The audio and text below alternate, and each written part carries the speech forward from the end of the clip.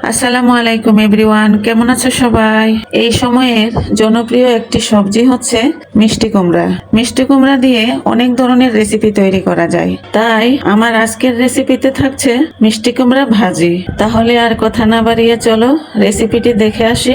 রেসিপিটি তৈরি করার জন্য আমি এখানে কিছু পরিমাণ মিষ্টি কুমড়া এরকম করে মেঘ করে ভালো করে ধুয়ে পরিষ্কার করে ছেঁকে নিয়েছি।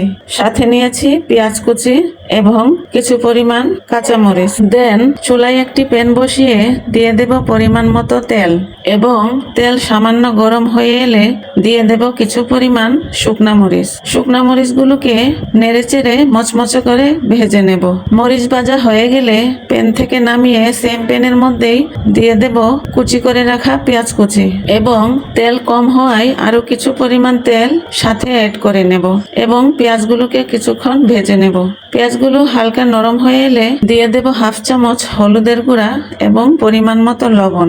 দেন কিছুক্ষণ নেড়ে ভেজে নেওয়ার পর দিয়ে দেব মেক করে রাখা সবজিগুলো দেওয়ার পর সবকিছু খুব ভালো করে মিশিয়ে নেব এবং ভেজে রাখা শুকনা মরিচগুলো হাতের সাহায্যে কষলে দিয়ে দেব সবজির মধ্যে এবং ভালো ফ্লেভারের জন্য সাথে কিছু পরিমাণ কাঁচা মরিচও দিয়ে দেব।